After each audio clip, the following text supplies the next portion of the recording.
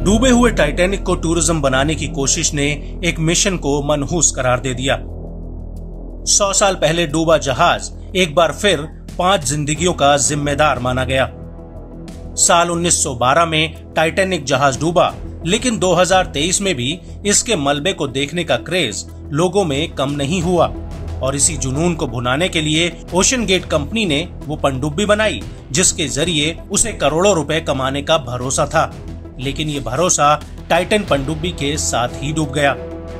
Titan submarine के mission Titanic को लेकर बहुत पहले से सवाल खड़े थे, जिसके जवाब कंपनी नहीं देना चाहती थी। बड़ा सवाल ये था कि क्या टाइटन सबमरीन 4000 मीटर की गहराई में टिक पाएगी। जुलाई 2021 में सबमरीन को पानी में उतारा गया। पहली कोशिश बेकार रही और सबमरीन पानी की सतह पर आ गई। इसके बाद साल 2022 में फिर सबमरीन को पानी में उतारा गया, लेकिन इस बार प्रयास सफल रहा और किस्मत अच्छी रही कि यात्री सुरक्षित वापस लौट आए। लेकिन इस कामयाब कोशिश के बावजूद इस पनडुब्बी में सुरक्षा के लिहाज से कई खामियां थीं। यात्रियों की सुरक्षा को लेकर बड़ा खतरा था, लेकिन कंपनी ने इस ओर ध्यान देने की बजाय टाइटन के सुरक्षित वापस लौटने का जश्न मनाया और फिर जुट गई अगले मिशन के लिए। लेकिन सच्चाई ये थी, मिशन से पहले कोई लूपहोल रह गया था। पनडुब्बी में सवारी से पहले हर यात्री से दस्तावेज साइन करवा लिए गए। 2.5 करोड़ के किराए वाली पनडुब्बी से 18 जून को टूरिस्ट टाइटैनिक के लिए रवाना हुए, लेकिन 1 घंटा 45 मिनट बाद ही टाइटैन अटलांटिक महासागर में लापता हो गई। इसमें एक पायलट और 4 पैसेंजर सवार थे, जिसमें ओशन गेट कंपनी के सीईओ स्कॉटन रश, फ्रांसीसी pilot Paul Henry Nargeolet, Britain के अरबपति कारोबारी हामिश हार्डिंग और पाकिस्तान के बिजनेसमैन शहजाद दाऊद अपने बेटे के साथ मौजूद थे। पनडुब्बी को ढूंढने के लिए बचाव दल ने दिन रात एक किया, क्योंकि पनडुब्बी में अब कुछ ही घंटे की ऑक्सीजन बची थी।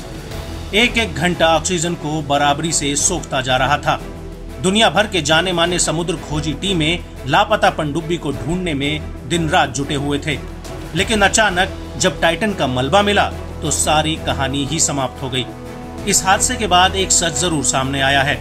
सवाल ये है कि पनडुब्बी में सुरक्षा में क्या चूक हुई जो 5 लोगों की जानें चली गईं।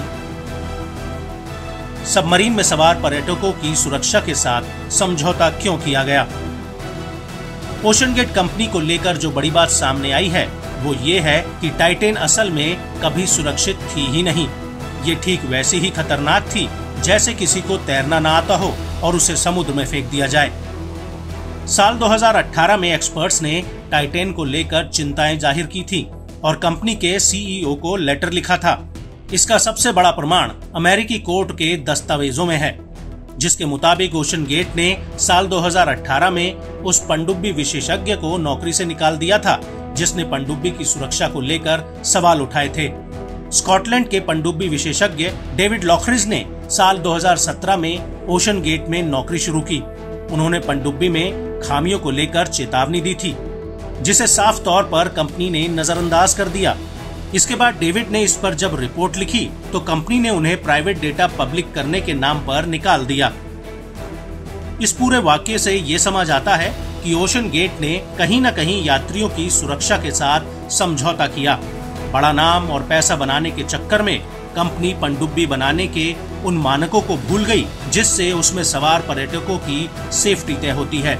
कहीं न कहीं अब इसे ओशन गेट की बड़ी भूल और लापरवाही माना जा रहा है। अब देखना ये होगा कि 5 लोगों की मौत की जिम्मेदार ओशन गेट कंपनी पर क्या एक्शन होता है।